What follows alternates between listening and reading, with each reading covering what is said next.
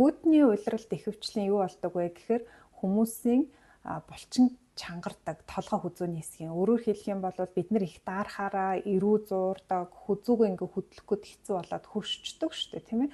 Тэгэхээр хит хүүтэнд удаан явах нь өөрөө хүзүү болон гавлын гадна талын булчингийн чангарлыг үүсгдэг учраас толгой өвддөг бахнэ. Тэрнээс биш жинхэнэ тархины судасны нарийсэл гэдэг өвчнийг үүсгдэг гэхгүй. Тархины судасны нарийсэл гэдэг өвчин болвол тархины судасны дотор хамны дотор талд өөх тоос одоо давс очиж суугаад судас хатуурах буюу атеросклероз гэдэг өвчнийг хэлдэг.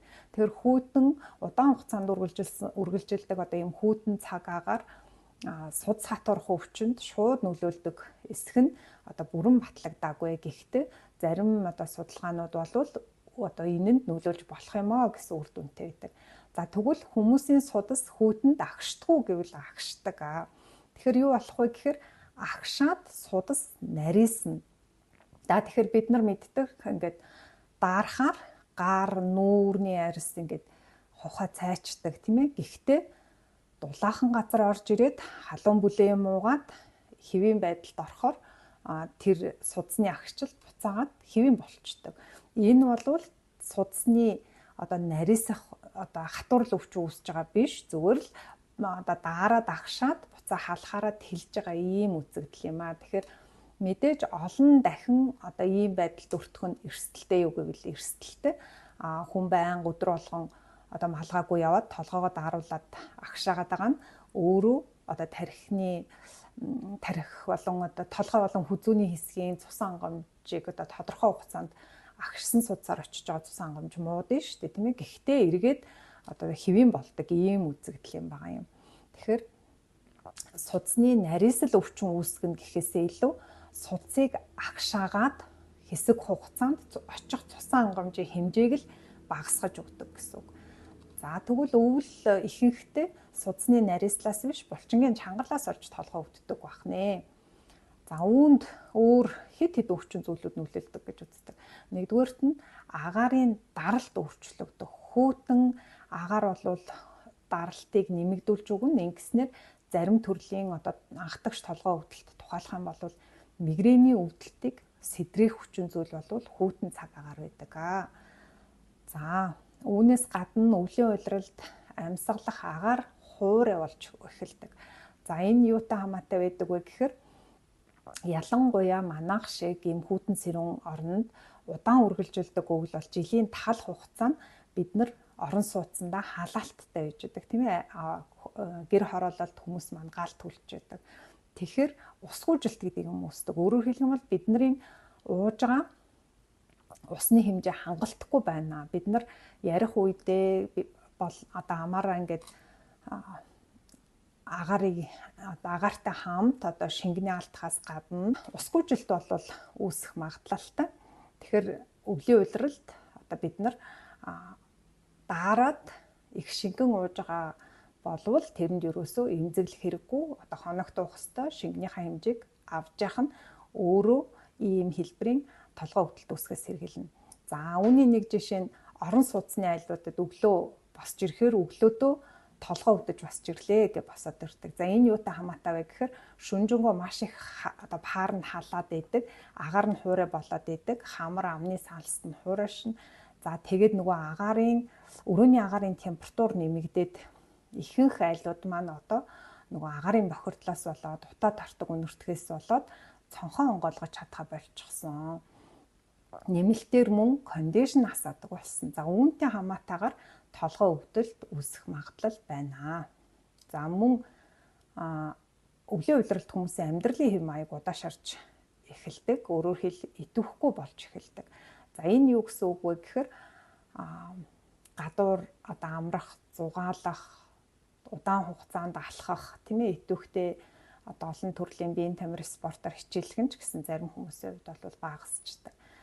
За энэ нь өөрөө хүмүүсийн одоо нөгөө идэвхтэй хөдөлгөөнтэй байдлыг байхгүй болгодог учраас энэ нь бас л одоо биеийн тамир хийх нь багассантай хамаатайгаар толгой өвдөлт үүсгэхэд нөлөөлдөг.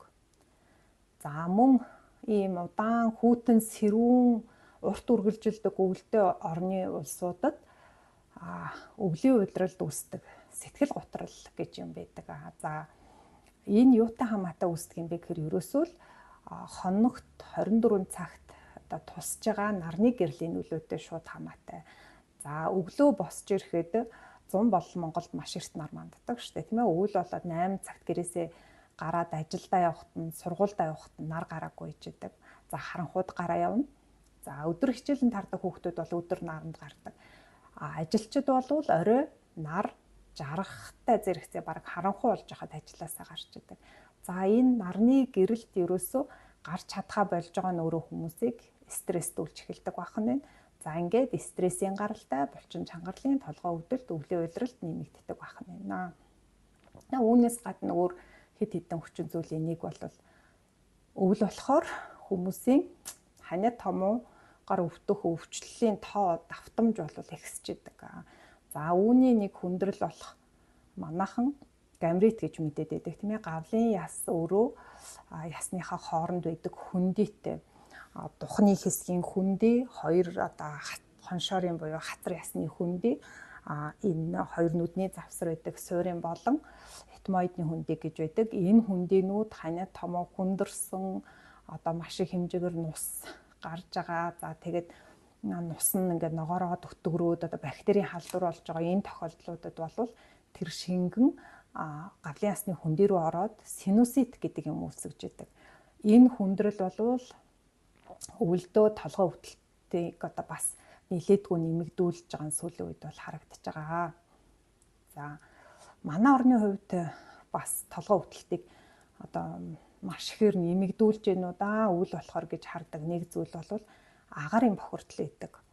За тэгэхээр энэ одоо их утаа тордог PM 2.5-аас бага тоосонцрын хэмжээ, за тийм түлшнээс гарч байгаа азотын давхар эсвэл нүүрс хүчлийн хий зэрэг энэ бодисууд чинь өөрсдөө бидний одоо жинхэнэ уушиг зүрх тэр тархины судсыг одоо ийм агшааж идэг хортой нөлөө үзүүлж идэг. Тэгэхээр тэр тодорхой хэмжээгээр ингээ агшиж байна гэдэг чинь тэр эрхтнийг тэжээж байгаа цусан хангамж тэжээл очих нь багасна гэсэн үг шүү дээ. Тэгээд одоо энэ хордлогын шалтгаантай гэж бараг хэлж болохоор толгой өвдөлт бол өвлийн уйдралт ихсдэг. Ахтар сүрхий ингээ өвдөд байгаа биш мөртлөөсөө за ер нь л өглөө босохоор толгой өвдөж энэ одоо агаараас болж гинөө гэж одоо ялангуяа одоо агарын бохирдол хамгийн ихтэй бүсүүдэд байгаа хүмүүс бол бодох хэрэгтэй. Үүнээс сэргийлэхийн тулд одоо тусгай шүүлтүүртэй маскнуудыг бол аягүй сайн зөөх ёстой. Ялангуяа замын хажуугаар явж байхдаа гадаа алхаж явах үедээ одоо үнэхээр л цэвэр агаар талхаагүй бол заавал маск зөөх нь өөрөө энэ төрлийн толгой өвдөлтөөс сэргийлнэ.